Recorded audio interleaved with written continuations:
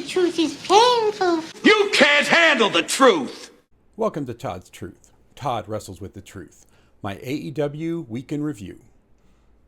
Tonight was AEW Dark. Another great show. I mean, and a big show. There was 16 matches on this night. 16 matches. Yeah, that's a lot. About 99% of the show was good and really good, but there was a few letdowns in the show. So let's get into this review. First match of the night. Again, I laugh every time I say this name. Milk Chocolate. I don't know what... It just makes me laugh. Versus Jon Moxley and Eddie Kingston. Yeah. Milk Chocolate got wrecked. Kingston and Moxley just destroyed these two guys like they should never have been in the ring with them. From before the bell rang till they put the finishing move on, it was just a beating. When it was over, Milk Chocolate was sprayed all over the ring because they just killed him. Don't get in the ring with Moxley and Kingston. They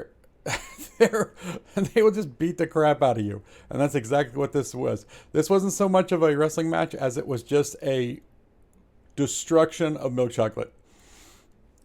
Boy, wow. Yeah. Just watch this. It wasn't a very long match. It didn't even last that long because they just killed him. Oh, man. Next match of the night was a 6-man match between Dark Order's Evil Uno, Alan 5, Angels, and Colt Cabana. I don't know where Stu Grayson was, but he wasn't on Dark tonight. So, but yeah, any pairing of the Dark Order guys it's really good. And what I really liked about this match was that you saw a little more of that bad guy tendency coming out in Evil Uno and number 5. Alan Angels, which I liked. I was wanting them. I'm like, get back to being meaner like you used to be. Put the fear of God in some of these people that are, trying to, take you down. And some of that came out in this match because they completely beat the crap out of these 3 guys. Poor 3 guys, man. And Evil Uno did some dirty tricks, which going back to the old Evil Uno, which I was cheering on, going, yes, that's what I want to see. Stop being so nice, and it's time to get back to being the Dark Order. You're not the Lollipop Guild. It's the Dark Order. You shouldn't be running around like with being all sweet and innocent people. Come on, guys. But yeah, the Dark Order got the win. And this was just Lance Archer being Lance Archer, the Murder Hawk. Poor Angel Fashion here. I don't even think he got the bell ring before Lance Archer destroyed him. And he just completely obliterated Angel Fashion. Maybe he should go into Fashion because I don't know if he's going to be alive after that match because, good Lord, Lance Archer's just a beast. And yeah, Lance Archer got the win by just completely destroying his opponent. And this was an okay match. I wouldn't call it a good match. It was okay. The Factory comes out. It was supposed to be a 6-man. Camarado picks up the steel steps, puts him on the stage like he normally does for QT to sit on. But QT was supposed to be in this match. But QT sat on the stairs, on the stage, while 2 of the 3 did like a handicap match here. It was Solo and Camarado against Jake Logan, RYZIN, and RYZIN, and however you pronounce his name, I don't remember. RECON. And it's basically a handicap match for the whole thing.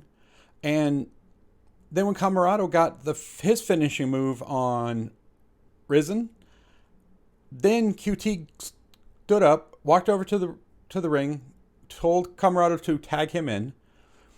He took his jacket off, walked in, hit RYZIN with the diamond cutter, and got the pin.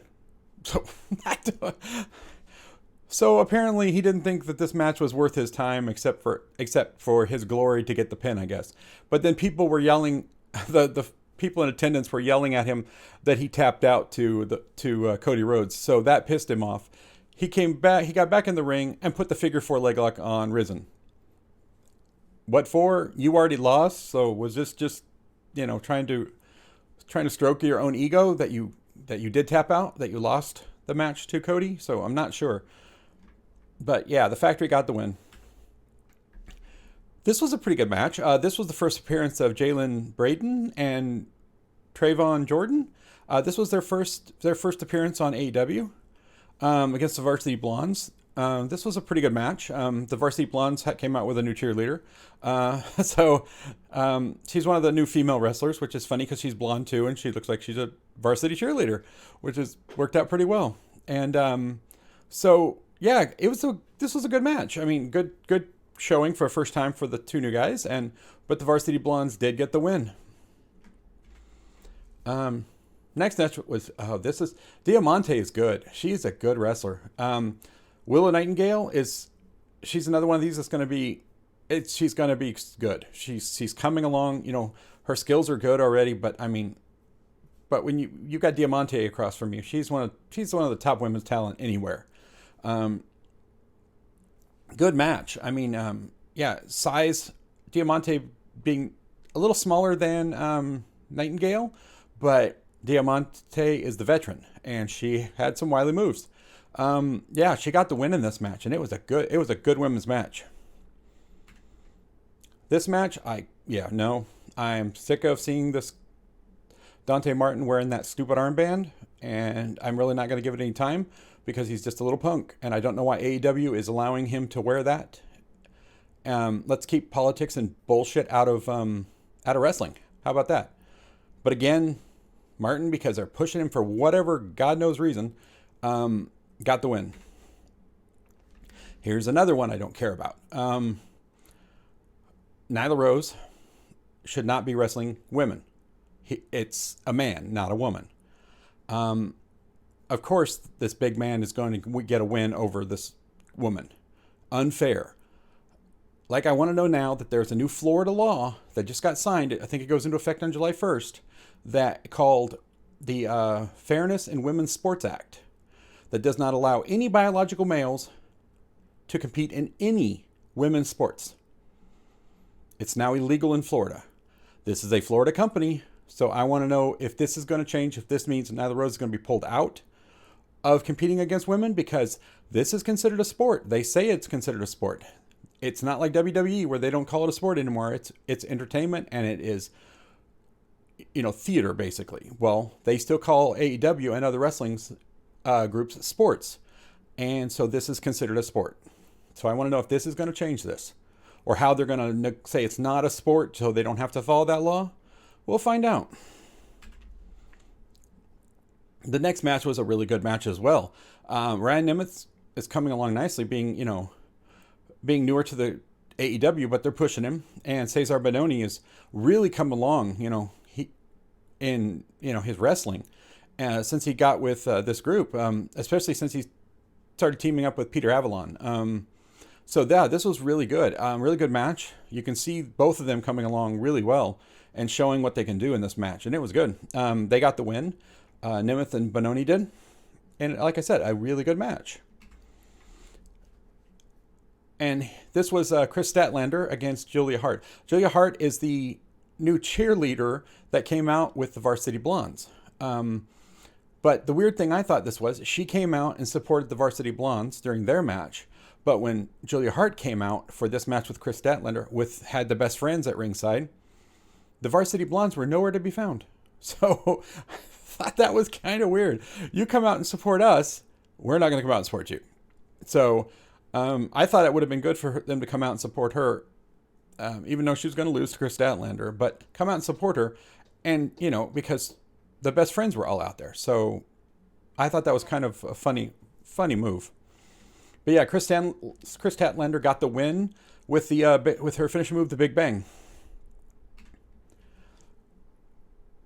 This was a great match too. Marty Cassis versus Jungle Boy. Marty was on a previous episode, I can't remember if it was Elevation or Dark last week, where he faced off against Brian Cage. and he actually took Brian Cage pretty well. I mean, they beat each other pretty senseless, showing he's a big, strong dude that could stand up to, you know, the Machine Brian Cage. This match was pretty good. He was pretty well, you know, taking care of Jungle Boy. You know, a lot of time Jungle Boy would try some of his high flying moves, and he would like catch him or reverse him and stuff like that. So it was only that Cassius made a couple of mistakes that allowed Jungle Boy to get the win. He crashed into the turnbuckle, and then Jungle Boy hit him in the back of the head with an elbow, running elbow, which knocked him down. And then Jungle Boy is able to get the win by locking in his new submission move, the snare trap. So this is another one. He gets the win, Jungle Boy does, but it's another one I was talking about before. Why are all of these AEW wrestlers that have never done submission moves, all of them are suddenly coming out with submission moves? I don't know if this is something AEW is doing or if they're pushing something or what, but like Jungle Boy was a high flyer and a speed guy, beating you with his speed and all these crazy dives and things off the top rope. But now he's got a submission move too, which he never did before until just recently. So I don't know what's going on with all of these AEW wrestlers suddenly doing submission moves. It's really weird. But yeah, Jungle Boy got the win in a good match. Another good match, but another one of these matches that it's hard for me to suspend my disbelief. Because I know wrestling, I know it's all set up, I know all that stuff. But Big Swole and Red Velvet taking on the MK Twins. The MK Twins look like they're Samoans because you can tell by the body style and stuff. And Big Swole and Red Velvet looked absolutely tiny next to these two. So that Big Swole and Red Velvet could beat these two, you know, it's part of that suspending your disbelief thing. And knowing that AEW are pushing Big Swole and Red Velvet. And the MK Twins are newer to the company. They've only had a couple of matches so far. But yeah, it's that suspension of disbelief that I have trouble with sometimes. But Red Swole and Big Swole and Red Velvet, got the win in this match. Now this was a great match as well. JD Drake versus number 10 of the Dark Order. This was a good match. JD Drake's a big guy too. Number 10 is bigger built physically, but JD Drake is a big solid guy. So this was a great match. This match went back and forth for the entire match. Just when you thought somebody had the advantage, it got reversed by the other guy. Great moves. I mean, some really wicked clotheslines, lariats, punches, you know, between these two big guys. It came down to a mistake by JD Drake that number 10 was able to get his finishing move locked in on JD Drake and made him submit. He wasn't able to quite ragdoll him with the full Nelson like he's done some other people, because JD Drake is a big boy, but he did get it locked in, and he did take JD Drake to the mat and got the submission win. It was a great match. I mean, it's great to see two big guys like this go at it, because it's not always about, you know, speed or flips or jumping off the ropes, or it just comes down to two big men beating the crap out of each other. And that's what this match was. And number 10 got the win. It was a great match. Now, this was a match that I was pretty sure was going to be a better match. And I was wanting to see, you know, Sonny Kiss and Joey Janela get the win here, because, you know, I didn't think there was any way that the Acclaim was going to get a win in this match. But they are being pushed heavily by AEW. So it came down to Joey Janela getting pushed off the top rope. He fell on the stage, and it looked like he hurt his knee. You know, I don't know if that's kayfabe or not, but or reality, but it was the knee injury by Janela that Acclaim took advantage of, and they were able to get the win off of that knee injury. So again, the disbelief thing, it's hard for me sometimes, but because Sonny Kiss and Joey Janela are a really good tag team, and they work really well together. But again, I guess it just comes down to that the Acclaimed are just being pushed more than Sonny Kiss and Joey Janela are. So they got the win. And I hope if it's a real injury for Joey Janela that he gets better soon. Now this was another, wow. Now this was just a match of two beasts. I mean, Bear Bronson of Bear Country versus Brian Cage. So, I mean, and that's what this was. This was just another great match of two big boys going at it. I mean, I've never seen that. I think Bear Bronson has been the only one to really push Brian Cage to this kind of a limit. And they just beat each other. It was a great match. I mean, I haven't seen anybody really do some of these big moves to Brian Cage that Bear Bronson got done. Because, and there's a couple times that I even think Brian Cage was surprised that he was able to be picked up and thrown like he was by Bear Bronson. So this is another great match of two big boys just destroying each other. But it all came down to just Brian Cage getting his finishing move in on him. And it didn't seem like he was going to be able to get Bear Bronson up in his finishing move, but he did. And it was impressive. It was an impressive feat of strength. Even Taz on commentary was like, no, don't do it. Don't do it. You're not going to be able to get it.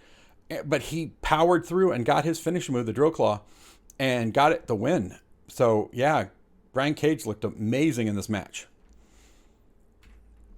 And the last match of the night was Powerhouse Hobbs, another member of Team Taz, against Mike Sydal. So if you've never seen Powerhouse Hobbs, he is another big boy. I mean, some of the stuff he did to Mike Sydal was like crazy. Like at one point, Mike Sydal was using his speed quite effective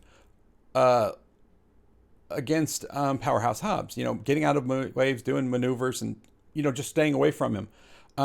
Then out of nowhere, Sydal ran into the ropes, came off, and explosive power. Hobbs just launched himself in the air and did a crossbody, which just looked like it killed Mike Sydal. So, I mean, because you got Mike Sydal, you can see him there. He's not big. Like, look at Powerhouse Hobbs. But you took Powerhouse Hobbs, catching him in midair with that crossbody, and then landing on him like a splash when they both fell to the ground. It looked like a dump truck being dropped on side of a little tiny small, dropped onto a smart car. That's the size comparison of what it looked like.